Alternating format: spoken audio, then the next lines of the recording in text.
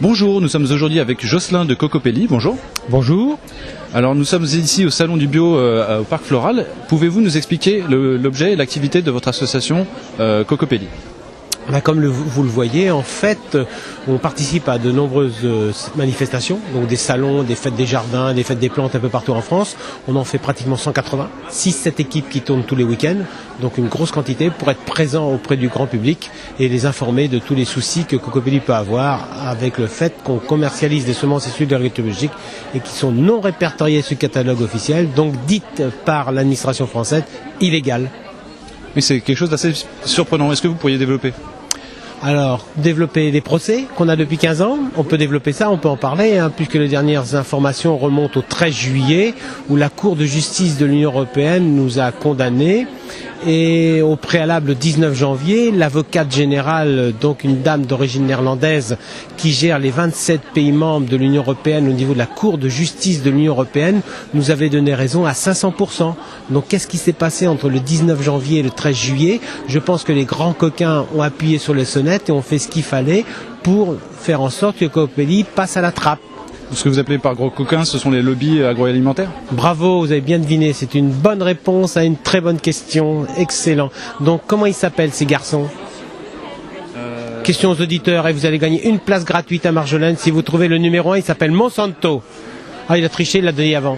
Bon, deuxième, c'est un grand coquin aussi, et le troisième, il est franco-français, il s'appelle Limagrin, propriétaire de Tézier, Claus, Vilmorin et Oxadis. C'est-à-dire qu'il y a 9 transmultinationales qui contrôlent 90% du marché de la semence mondiale, blé et riz confondus. Et donc, ils font ce qu'ils veulent dans votre assiette. Que tu manges bio ou pas bio, dans ta vie, le point de départ de ton assiette, c'est la semence. Donc ils l'ont compris depuis très longtemps, les grands coquins, il suffit de contrôler la semence et de contrôler l'eau. Si tu contrôles la semence, tu vois ce qui c'est. L'eau, c'est pas compliqué non plus. Tu contrôles la chaîne alimentaire, tu contrôles le vivant et tu fais ce que tu veux des gens dans leur assiette. D'accord. Alors vous existez depuis plus de 12 ans, je crois, et vous êtes présent dans plusieurs pays. Mai 99, le grand président fondateur Dominique Guillet, le grand frère, qui avait déjà créé au préalable une société qui s'appelait Terre de Semences, et Cocopelli a repris le flambeau de Terre de Semences, donc en 99, le vice-président Pierre Rabhi, que d'autres personnes connaissent aussi, donc les auditeurs de votre radio en particulier.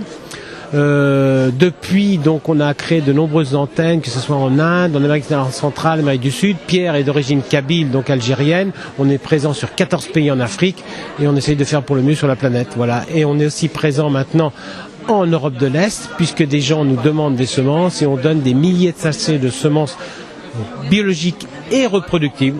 J'insiste bien sur le deuxième terme, reproductible. Il est hors de question à Cocopelli d'avoir des hybrides et fins, donc des semences stériles et dégénérées, et encore moins des semences transgéniques, dont on parle beaucoup aujourd'hui, avec le professeur Gilles-Éric Serralini. Alors vous avez sauvegardé et répertorié plusieurs milliers de graines, si je ne m'abuse. Alors on est à 2700 variétés qu'on offre, en gamme boutique, donc à la commercialisation sur les stands que vous voyez ici, donc à Marjolaine où on est cette année comme tous les ans, ou sur les fêtes des plantes, et aussi une gamme collection très importante qui est, elle, offerte gratuitement aux adhérents de Cocopelli, et qui regroupe plus de 1000 variétés. 2007 plus 1000 égale 3007, plus une petite gamme qui est cachée, plus tout ce qui est caché, donc on dépasse, je pense, les 5000 aujourd'hui. 5000 variétés que l'on met dans le vivant grâce à des parrains et des marraines, donc des gens qui en France prennent en charge une semence, en font dans leur jardin à travers le légume qu'ils récoltent, et de ce fruit, la graine qu'ils ont, ils en gardent pour eux, ils en ont en trop, ils la donnent à Cocopelli, et ce qui nous permet d'alimenter depuis 12 ans une campagne qui s'appelle Semences sans frontières, c'est-à-dire qu'on donne des milliers de sachets de semences dans tout l'hémisphère sud, Europe de l'Est, et aussi à des associations françaises comme les Jardins du Cœur, pour alimenter les Restos du Cœur. Formidable. C'est pour Coluche, là, les enfants. Voilà. Et alors, pour en venir aux petits coquins dont on parlait tout à l'heure, eux, au niveau... Ils gèrent combien de semences à peu près, avec combien de semences ils alimentent le marché en fait? Eux, ils alimentent le marché avec un milieu restrictif, donc le moins possible, de telle manière que c'est un contrôle qui est un peu plus facile et qui leur permet de bien cloisonner tout et faire des hybrides, comme je disais tout à l'heure, et fins, donc stériles et dégénérés, qui obligent donc le maraîcher, le jardinier, amateur ou professionnel et qui tu veux, à retourner tous les ans au tiroir caisse. Parce que si tu achètes une Montfavet, une Pyros ou une Tango ou une Fondango, tous les noms bizarres bizarre de semences F1, la graine que tu récupères, du fruit que tu auras récolté, de la semence que tu auras achetée, tu la sèmes l'année d'après, dégénérée. Et après, plus rien. Donc ce qui veut dire que ça oblige les gens à retourner au tiroir caisse tous les ans pour acheter des sachets de semences. Donc ça veut dire un marché hyper captif, hyper juteux en parlant sur le plan financier. Ils n'ont pas besoin d'être au 4,40.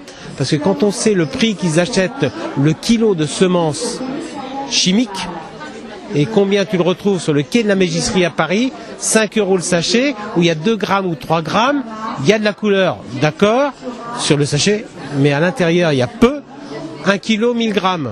Un sachet, 3 grammes, 5 grammes, combien de sachets dans 1 kilo de 2 grammes, 3 grammes, multiplié par 5 €? On est perdu. Ok, donc problématique, on revient au départ. Le kilo de semences en chimie à la moissonneuse batteuse ramassée peut se payer à 10 € le kilo. 10 € le kilo, 10 € les 1000 grammes. Retrouvez les mathématiques d'avant et vous allez au quai de la Mégisserie en disant « c'est un peu trop cher ». Alors pour revenir à ce dont vous parliez au début, donc on a bien compris que les politiques, que ce soit au niveau français ou au niveau européen, finalement ils obéissent au lobby. Obéir, c'est plus que ça. Je crois qu'ils sont eux aussi inféodés, ils sont séquestrés, je vais dire, ils sont lobotomisés par les lobbies qui les contrôlent à 300%. C'est rien, c'est solution locale pour un désordre global qui nous apparaît dans les mains à travers Colline Serrault qui nous est arrivée et grâce à elle on a pu faire avancer le bouchon d'une manière très très forte puisque ce film est sorti en grande salle en avril 2010 et il continue une très belle carrière dans les milieux associatifs et ça c'est extraordinaire. Donc Colline, je vais vous donner une petite anecdote, a permis de sensibiliser une jeune fille chanteuse que vous connaissez certainement vous, parce que moi j'en suis arrêté à Ferrat et Ferret, elle s'appelle Camille. Camille qui est très connue au niveau des jeunes. Camille nous a permis de rentrer à France Inter l'autre jour, donc dans l'émission de Pascal Clark, 9h05, 10h, pas comme on nous promène, comme on nous parle.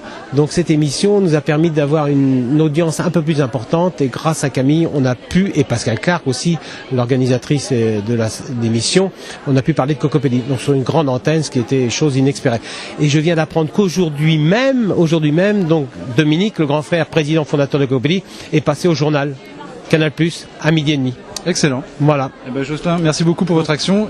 C'est moi qui vous remercie, parce que si on est vivant, c'est grâce aux médias, c'est grâce à vous, ce matin. Je pense à ici maintenant, Laurent, Alexandre qui nous font venir régulièrement, Radio Aligre avec Florence et plein d'amis, et grâce à vous, on reste vivant, ce qui nous maintient dans un réseau très important au niveau des gens qui viennent nous voir sur les salons. Eh ben, le bio, c'est l'avenir. Merci beaucoup.